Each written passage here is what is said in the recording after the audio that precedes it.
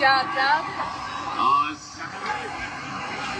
দুঃখ ভারাক্রান্ত মন নিয়ে আপনাদের সামনে হাজির হয়েছি। আপনারা সবই জানেন এবং বোঝেন আমরা আমাদের জীবন দিয়ে চেষ্টা করেছি, কিন্তু দুঃখের বিষয় আজ ঢাকা, চট্টগ্রাম, খুলনা, রাজশাহী, রংপুরে আমার ভাইয়ের রক্তে রাজপথ রঞ্জিত হয়েছে। আজ বাংলার মানুষ মুক্তি চায়, বাংলার মানুষ বাঁচতে চায়, বাংলার মানুষ তার অধিকার চায়। কিন্তু দুঃখের বিষয় আজ দুঃখের সঙ্গে বলতে হয় 23 বছরের করুণ ইতিহাস, বাংলার অত্যাচারের, বাংলার মানুষের রক্তের ইতিহাস, 23 বছরের ইতিহাস, মনুষ্য রক্তের ইতিহাস, বাংলার ইতিহাস, এদেশের মানুষের রক্ত দিয়ে রক্ত রঞ্জিত করার ইতিহাস। 1952 সালে রক্ত দিয়েছি, 1954 সালে নির্বাচনে জয়লাভ করেও আমরা বইতে বসতে পারি নাই। 1958 সালে আইয়ুব খান মার্শাল ল জারি করে 10 বছর পর্যন্ত আমাদের গোলাম করে রেখেছে। 1967 সালে 6 দফা আন্দোলনের 7ই জুনে আমার ছেলেদের গুলি করে হত্যা করা হয়েছে।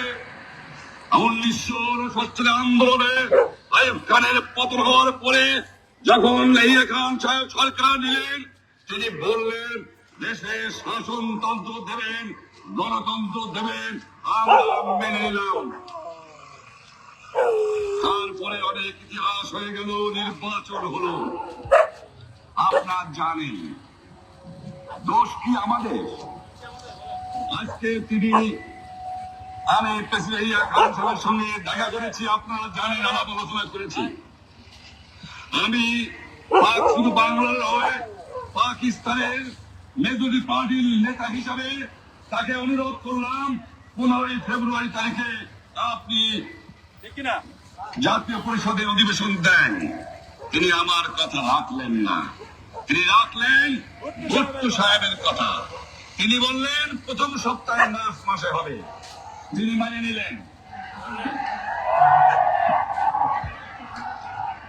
আমরা বললাম ঠিক আছে, আমরা অ্যাসেম্বলিতে বসবো, আমরা আলোচনা করব। আমি বললাম বক্তৃতার মধ্যে অ্যাসেম্বলির মধ্যে আলোচনা করব। এমনকি আমি এ পর্যন্ত বললাম যদি কেউ ন্যায্য কথা বলে, আমরা সংখ্যায় বেশি হলেও একজন যদিও সে হয়, তার ন্যায্য কথা আমরা মেনে নেব। আসুন বসি, আমরা আলাপ করে শাসনতন্ত্র তৈরি করি। তিনি বললেন পশ্চিম পাকিস্তানের মেম্বাররা যদি এখানে আসে তাহলে কসাইখানা হবে অ্যাসেম্বলি। যদি কেউ অ্যাসেম্বলিতে আসে তাহলে পেশোয়ার থেকে করাচি পর্যন্ত দোকান জোর করে বন্ধ করা হবে। তারপরেও যদি কেউ আসে তাকে সন্ন্যাসার করা হবে। আমি বললাম অ্যাসেম্বলি চলবে। তারপরে হঠাৎ 1 তারিখে অ্যাসেম্বলি বন্ধ করে দেওয়া হলো। কি পেলাম আমরা? আমার পয়সা দিয়ে অস্ত্র পেয়েছি বহিঃশত্রু আক্রমণ থেকে দেশকে রক্ষা করার জন্য। আজ সেই অস্ত্র ব্যবহার হচ্ছে আমার দেশের গরিব দক্ষিণী মানুষের বিরুদ্ধে, তার বুকের উপরে হচ্ছে গুলি। আমরা পাকিস্তানের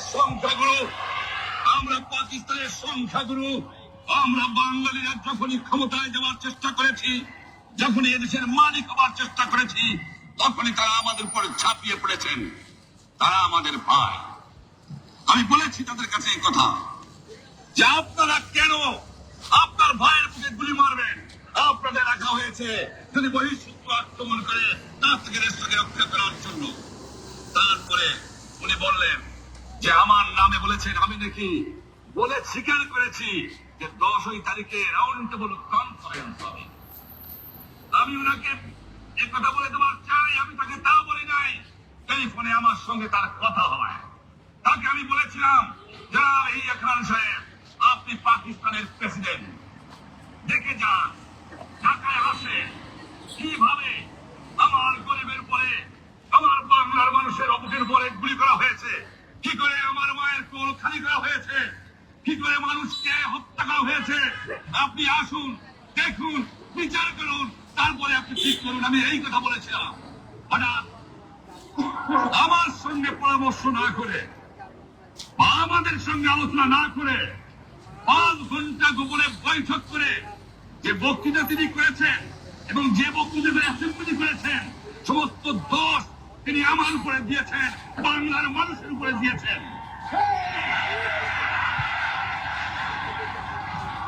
আমি পরিষ্কার মিটিংয়ে বলেছি, এবারে সংগ্রাম আমার মুক্তির সংগ্রাম, এবারে সংগ্রাম স্বাধীনতার সংগ্রাম। 25 তারিখে অ্যাসেম্বলি কল করেছে, রক্তের দাগ শুকায় নাই। আমি 10 তারিখে বলে দিয়েছি যে ওই শহীদের রক্তের উপর যে পাড়া দিয়ে আরটিসিতে মুজিবুর রহমান যোগদান করতে পারে না। অ্যাসেম্বলি কল করেছেন, আমার দাবি মানতে হবে। প্রথম, সামরিক আইন মার্শাল ল উদ্ধার করতে হবে। সমস্ত সামরিক বাহিনীর লোকদের ব্যারাকে ফেরত দিতে হবে। যেভাবে হত্যা করা হয়েছে তার তদন্ত করতে হবে।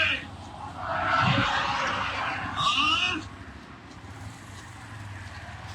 জনগণের প্রতিনিধির কাছে ক্ষমতা হস্তান্তর করতে হবে। তারপরে বিবেচনা করে দেখব আমরা অ্যাসেম্বলিতে বসতে পারবো কি পারবো না। এর পূর্বে অ্যাসেম্বলিতে বসা, আমরা অ্যাসেম্বলিতে বসতে আমরা পারি না। জনগণ সে অধিকার আমাকে দেয় নাই। ভাইরা আমার, তোমরা আমার উপর বিশ্বাস আছে? আমি প্রধানমন্ত্রিত্ব চাই না, আমরা দেশের মানুষের অধিকার চাই। আর যদি একটা গুলি চলে, আর যদি আমার লোকের উপর হত্যা করা হয়, আমাদের উপর কাছে আমার অনুরোধ রইল, প্রত্যেক ঘরে ঘরে তুষ্ট করে তোলো। আমাদের যা কিছু আছে তাই নিয়ে শত্রুর মোকাবেলা করতে হবে এবং জীবনের তলে রাস্তাঘাট যা যা আছে সবকিছু আমি যদি হুকুম দিতে পারে নাও পারি, তোমরা বন্ধ করে দেবে। তোমরা আমার ভাই, তোমরা বেড়াকে থাকো, কেউ তোমাদের কিছু বলবে না। কিন্তু আর আমার বুকের উপর গুলি চালাবার চেষ্টা করো না, ভালো হবে না। 7 কোটি মানুষকে তাবা রাখতে পারবো না। আমরা যখন মরতে শিখেছি তখন কেউ আমাদের দবাতে পারবে না। এ পর্যন্ত আমার এই দেশের মুক্তি না হয়ে আপনার ট্যাক্স বন্ধ করে দেওয়া হলো, কেউ দেবে না। আমি অনুরোধ করছি, আপনারা আমাদের ভাই, আপনারা দেশকে একেবারে জাহান্নামে ধ্বংস করে দিয়েন না। জীবনে আর কোনদিন আপনাদের মুখ দেখা দেখি হবে না। যদিও আমরা শান্তিপূর্ণভাবে আমাদের ফয়সালা করতে পারি, তাহলে অন্তপক্ষে ভাই ভাই হিসেবে বাস করার সম্ভাবনা আছে। সেই জন্য আপনাদের অনুরোধ করছি, আমার এই দেশে আপনারা মিলিটারি শাসন চালাবার চেষ্টা করবেন না। দ্বিতীয় কথা, প্রত্যেক গ্রামে, প্রত্যেক মহল্লায়, প্রত্যেক ইউনিয়নে, প্রত্যেক সাব ডিভিশনে আওয়ামী লীগের নেতৃত্বে সংগ্রাম পরিষদ গড়ে তোলো এবং তোমাদের যা কিছু আছে তাই নিয়ে প্রস্তুত থাকো। মনে রাখবা, রক্ত যখন দিয়েছি, রক্ত আরো দেব। এদেশের মানুষকে মুক্ত করে ছাড়াবো ইনশাআল্লাহ। এবারে সংগ্রাম আমাদের মুক্তির সংগ্রাম, এবারে সংগ্রাম স্বাধীনতার সংগ্রাম।